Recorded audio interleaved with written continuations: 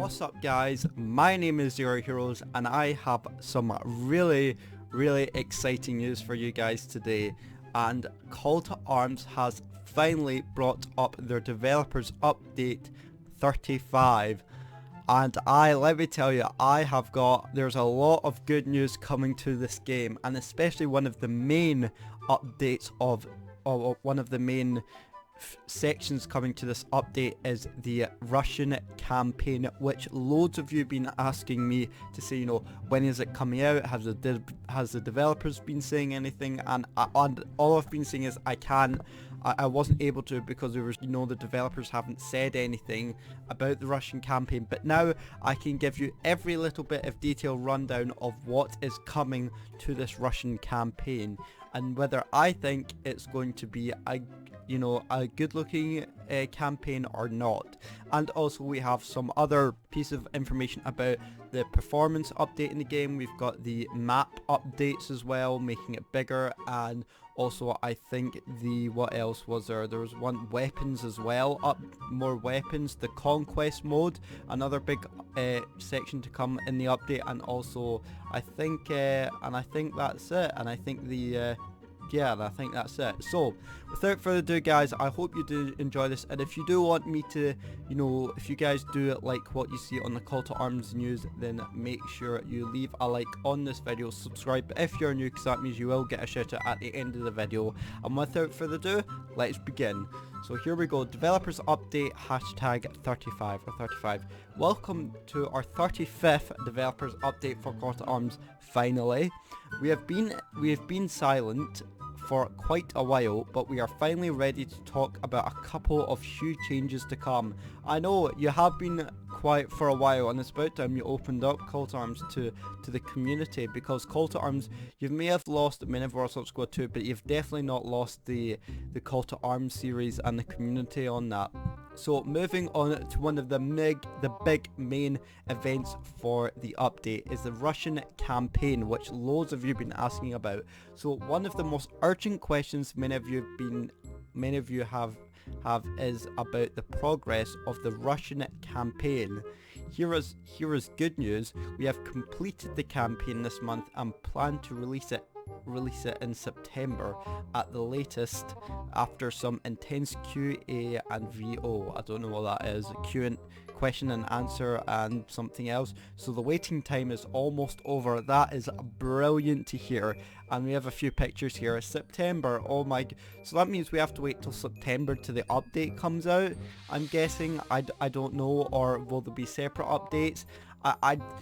As far as I know, I feel like Call to Arms have had a lot of time to work on this, and I feel like they should have maybe bring it out in maybe at least August instead of September, because now we have to wait like another month of trying to just multiplayer and other mods that we have to try and play while we have to wait for you guys to finish off. I mean, of course, we don't mind that. It's just prefer that you've had a lot of time to stay quiet, and of course you have been developing it, and I know it's quite big, but I feel like, at least it should have come maybe out at like the kind of late August, maybe in the middle to the end of August instead of September. But of course, I do understand that the campaign and the development is huge in this game, so of course I do understand that. And that's all they've said about this Russian campaign. And of course we do have a few nice pictures here. Look at that, a nice statue over here. We've got a nice BMP over here, some nice angles, and oh, look at this. I don't know what monument these are, but these statues and monuments are really nice holding up. They've got nice sandbags and placements all around over here with the infantry standing over here. We've got nice Russian artillery supplied with ammo. Looks like we're maybe going to be doing an attack on the artillery mission maybe. And we've got some Russian tanks over here. So to be honest, this campaign, it looks very promising. It does. This campaign does look very promising, and I'm hoping we'll get more detail into this, because they haven't really said much. All they said is that almost completed the campaign and it's going to come out in September, and they haven't given us much about it, and that's really it. So I'm hoping to give you guys a wee bit more information on this campaign, because it looks amazing, and I'm hoping, and you guys love the German campaign, and I think I'm kind of still going in the middle of the USA campaign, but of course you guys love the GRM campaign, one of the most popular series on the channel. Okay, moving on to weapons. So more weapons have been updated and will be available in the next update. So I guess these are kind of like before and after pictures, or I guess these are weapons that are now going to be added onto them. They definitely there definitely are RPGs, but I don't know what RPGs they are. Like I said, I'm not very good at weapons, kind of naming weapons, but I know like the Americans use these, and I think Americans use these as well, slash maybe other allied countries as well. Maybe I think like the UAF use that as well, and I think the Russians use that.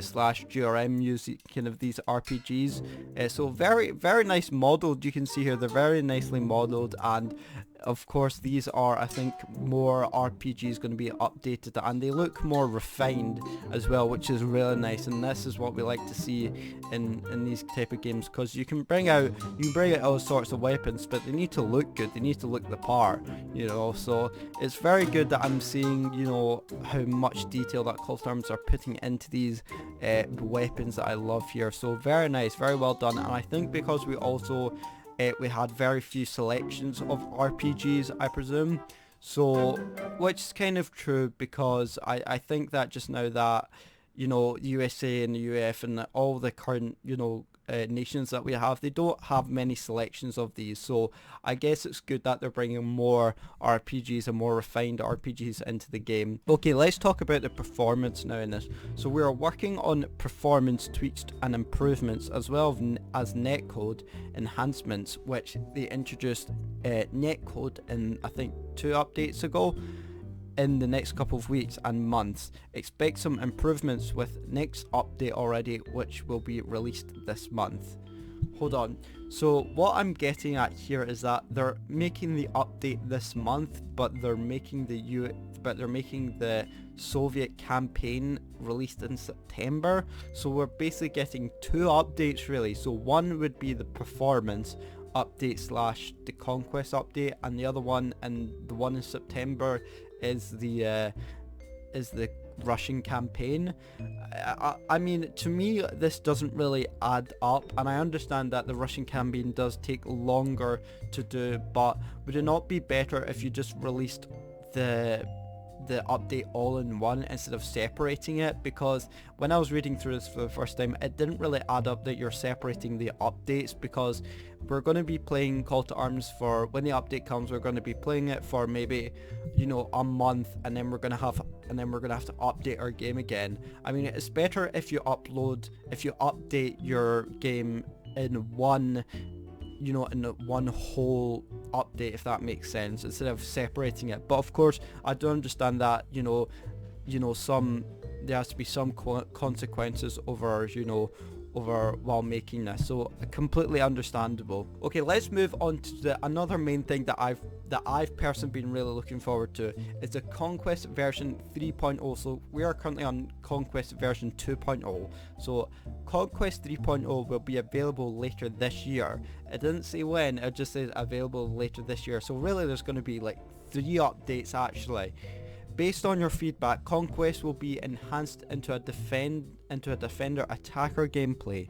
We try to achieve a gameplay that is close to our previous games. Now the one that, when I was reading this through again, the one that I was thinking of is Miniverse Squad 2, when there was actually a game mode where you could do where if you were with a couple of your mates, you could do a defender versus attacker. So what you do is you get maybe you get 2 people on the defending side, and it was kind of like what do you call it, the map was very much like a kind of an up and down area, where usual maps are kind of like square. This was more of a rectangle map where you had to push up towards their main base, and as you move up towards their main base, the defense got stronger and stronger. So as far as I know, they're maybe talking about Miniverse Squad 2, where 2 people had to defend and make sandbags and defend each as many capture points that are on the map, and the attackers had to of course attack the positions, and when they captured the flag positions, that means they get more points and they'd be able to get more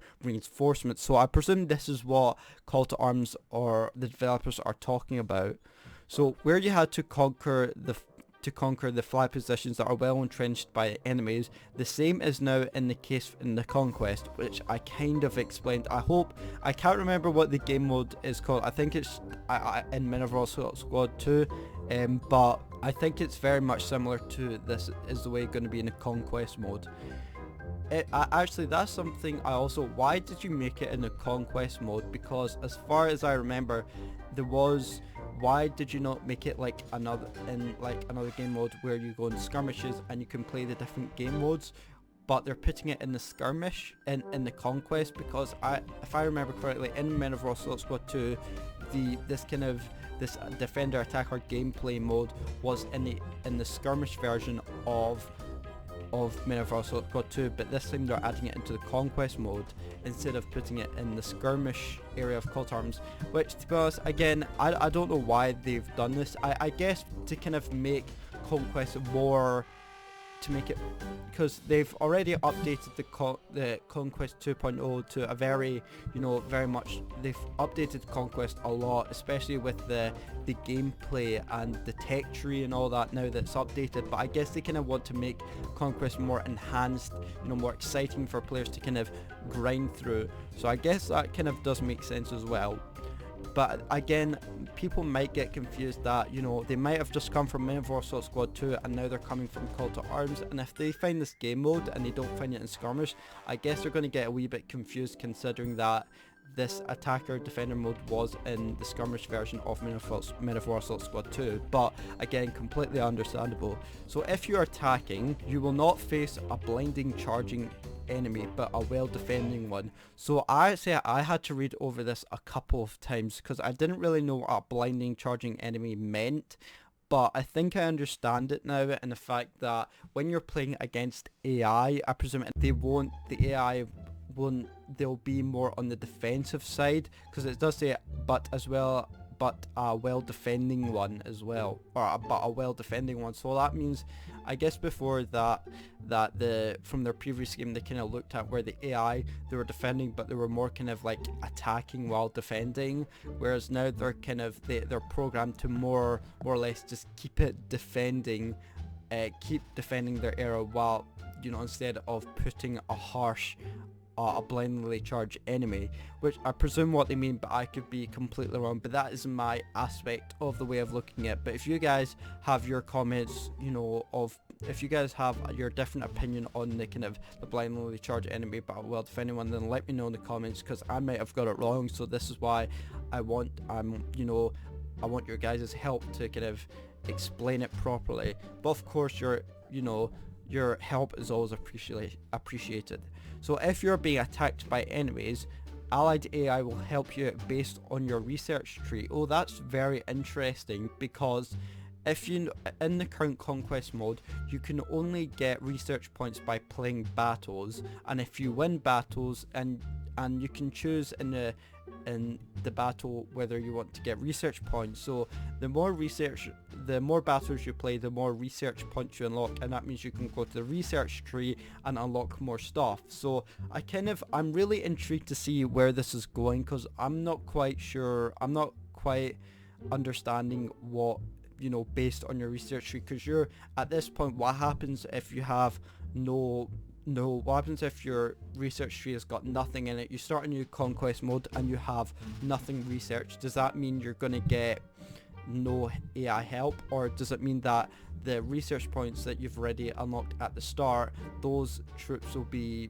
the stuff you've already unlocked before you even started researching your tree? Because I think by default, the research tree, you get you start off with the 3 common most soldiers, like the group of soldiers. So I presume that means the AI will help you out as much as possible. So I do like that the AI, if you're not playing with a friend, the AI will still help you out. But I wonder, that is also something very interesting, is that even when you're playing with a friend, does the AI still help you out, or does your friend replace the AI?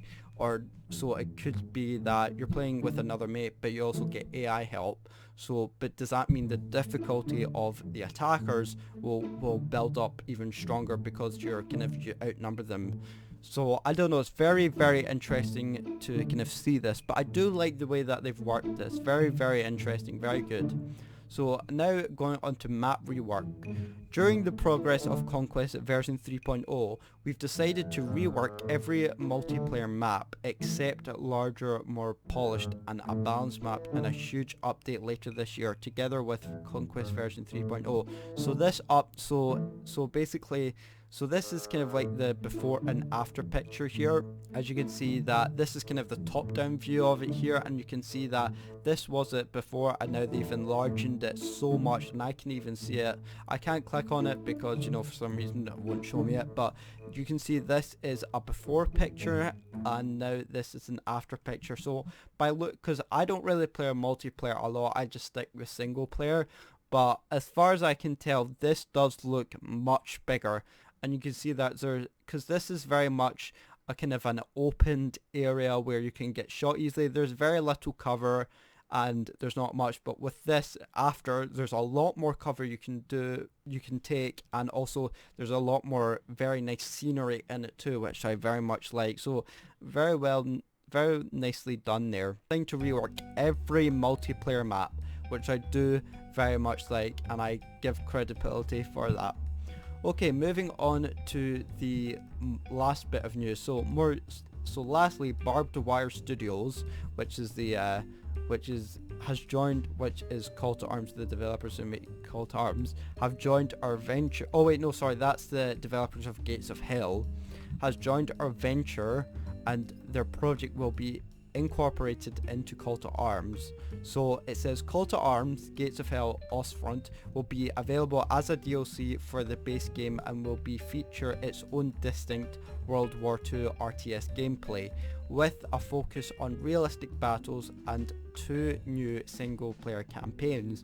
It will also support its own version of Conquest and unique multiplayer game modes, which I very much like. That is actually something that I've never seen before in these type of games, that if you get this, because it's on my wish list right now, as you can see, and I will, the minute this DLC comes out, I will be getting it, and of course I will be doing a review on it, and also I'll tell you what there is in this game mode. But of course it distincts its own Conquest and unique multiplayer, which I actually can't believe. This is actually something I can't wait for. Again, another main thing that I really hope. Now, something that I don't really like about this is that they're adding the World War II aspect into it. Now, personally, if you're going to play a World War II game or World War II mod, let's say, play it in Men of Warsaw Squad 2, because the fact that you're playing a World War II game or a World War II mod in a modern kind of in a modern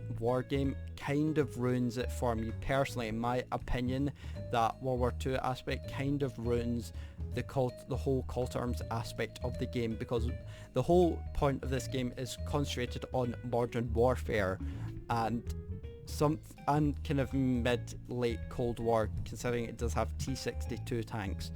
But bringing a World War II aspect into it kind of again ruins it for me, and it kind of worries me that if they bring more World War II DLCs into this game, I'm not going to enjoy it, because just for the simple fact that this game is based on modern / late Cold War, and you know, and I'm not going to play it. But for this reason, the fact that they've added their own realistic, their own unique version of, you know, Conquest mode and the unique multiplayer game modes has very much intrigued me very much, and I really hope that this World War II version is not the same shitty graphics as Men of Warsaw Squad 2, and it is much more refined and like Call to Arms just now, which I presume it will be, and I really hope it does have that first person mode, which again I'm supposing it will. The DLC will be available this year and requires at least the basic edition of Call to Arms, which I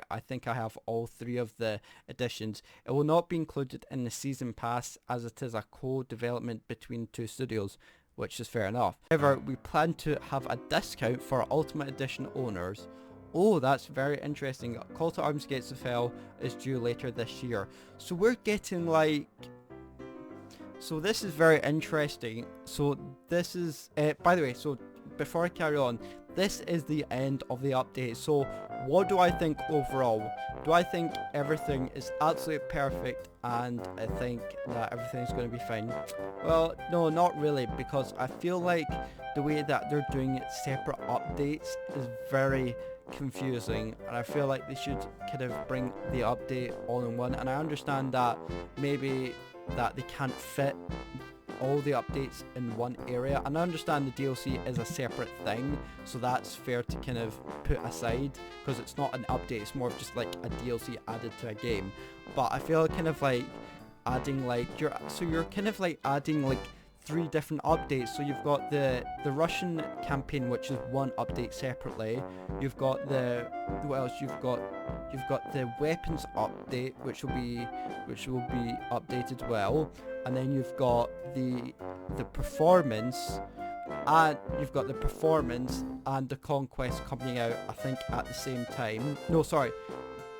Actually, the performance separate from the weapons, and then you've got the conquest and the map reworks coming out at the same time. So that's 4 updates coming out separately, I believe. That is ridiculous. I've never seen a game that's updated 4 times in a year of one space, especially that we're now kind of coming towards to the end of the months now, near 2021. It concerns me, not the fact that this is a bad thing, but I understand that they can't fit, like I said, they can't fit all the updates in one, because it might overload the hard drive, or it might overload our computers, and the fact that, you know, if they do it all update in one, and then it's going to probably be like a 4 gig update, which is absolutely ridiculous. So there is an understanding to why they separated it, but I don't know. I just think that it's very weird that they're having like 4 separate updates. But if you guys think it's not, then of course leave your comments down below. So there we go, guys, that is it for this update. So this is a Call to Arms Developers Update 35. Overall, what do I think? I think it's amazing. I think that, you know, they've almost got everything right, and we've been waiting for that final thing that everybody wanted, which is the Soviet campaign. And of course I will be doing a campaign on it as soon as it comes out, and I'll be uploading that through the whole week.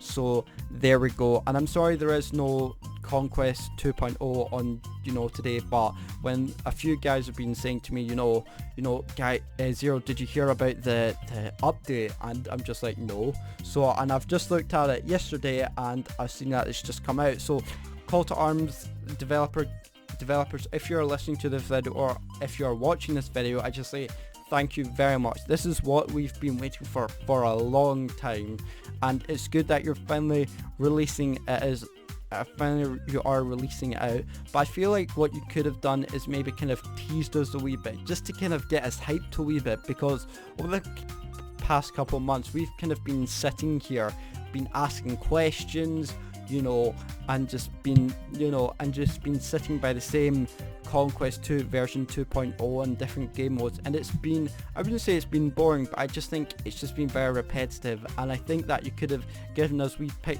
teaser pictures like these, in the upcoming months, and then release it with big news like this. So I don't know, that's maybe something you could do when coming up to the next update, the next campaign. But again, just absolute props to you for the developers, and I really wish that updates would come sooner. But of course, during these hard times right now, it is completely understandable.